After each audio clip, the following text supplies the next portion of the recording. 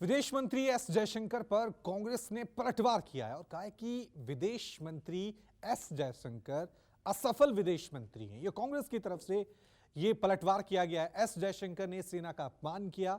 आप और आपके आका चीन का नाम क्यों नहीं लेते?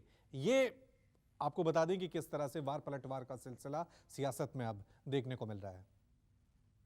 विदेश मंत्री एस जयशंकर अब तक के सबसे फेल विदेश मंत्री है। सुप्रिया सिन्हा हमारे साथ हैं। मैम, जिस तरीके से कांग्रेस ने पूरी तरीके से हमला बोला है एस जयशंकर के खिलाफ, कल उन्होंने कहा कि एलएसी पर राहुल गांधी ने नहीं, प्रधानमंत्री ने सैनिक भेजा है।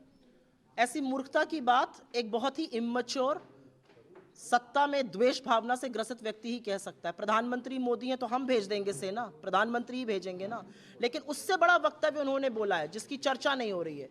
उन्होंने बोला है हम एक छोटी इकोनॉमी है और चीन एक बड़ी इकोनॉमी है, हम उन पर हमला थोड़ी कर देंगे।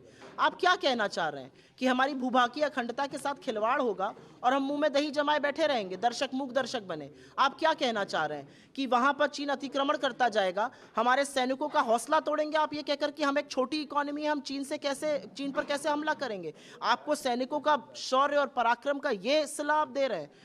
ये एक ऐसा व्यक्ति बोल रहा है जो ये भी दंभ भरता है कि मैं चीन में भारतीय राजदूत में सबसे लंबा समय मैंने बिताया। सबसे लंबा समय आपने बिताया तो कुछ सवालों का जवाब दे दीजिए। क्यों नहीं यथावत स्थिति अप्रैल 2020 की हो रही है? क्यों आप लगातार ट्रेड बढ़ाते जा रहे हैं?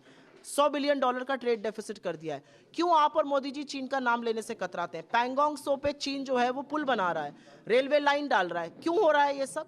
आप उस पर एक शब्द नहीं बोलिएगा और यहां पर आकर बड़ी बड़ी डींगे हाँकिएगा, राजनीतिक द्वेष से ग्रसित होकर किसी और के खिलाफ जहर उगलिएगा।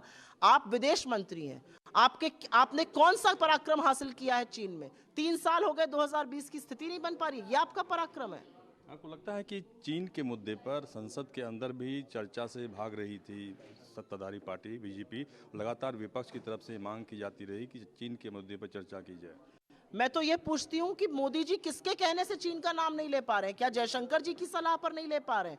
क्या जयशंकर जी ने कहा है कि पार्लियामेंट में और पूरे देश को कह दो कोई घुसा हुआ नहीं है, जबकि चीन आपकी 2000 स्क्वायर किलोमीटर की जमीन पर कब्जा करके बैठा है, आपके पेट्रोलिंग पॉइंट्स को बफर जोन बना दिया गया है? ये किसकी राय से ये सब हो रहा है? ये किसकी राय से हो रहा है कि विदेश मंत्रालय और रक्षा मंत्रालय अलग अलग भाषा बोलता है चीन पर, और प्रधानमंत्री के झूठ को छुपाने के लिए जयशंकर जी 100 झूठ और बोलते हैं? सिर्फ सदन में ही नहीं, इस देश में ये दुर्भाग्य है इस देश का कि चीन का पीएलए और इस देश का प्रधानमंत्री चीन पर एक ही बयान देता है कि कोई घुसा हुआ नहीं है।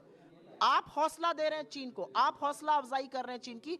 हौसला अफजाई आपको करनी है इस देश के सैनिकों की, इस देश के नागरिकों की। क्या हौसला अफजाई कर रहे हैं? जब आप चीन के प्रेसिडेंट से पहली बार मिले जाबाजों की शहादत के बाद, तो आप वहां पर हाथ बांधकर लाल शर्ट पहन के खड़े हो गए। लाल आंखें कहां चली गई थी आपकी? आप $100 बिलियन का ट्रेड डेफिसिट कर रहे हैं, तो इस तरह के सवालों का जवाब वो दे नहीं पाएंगे।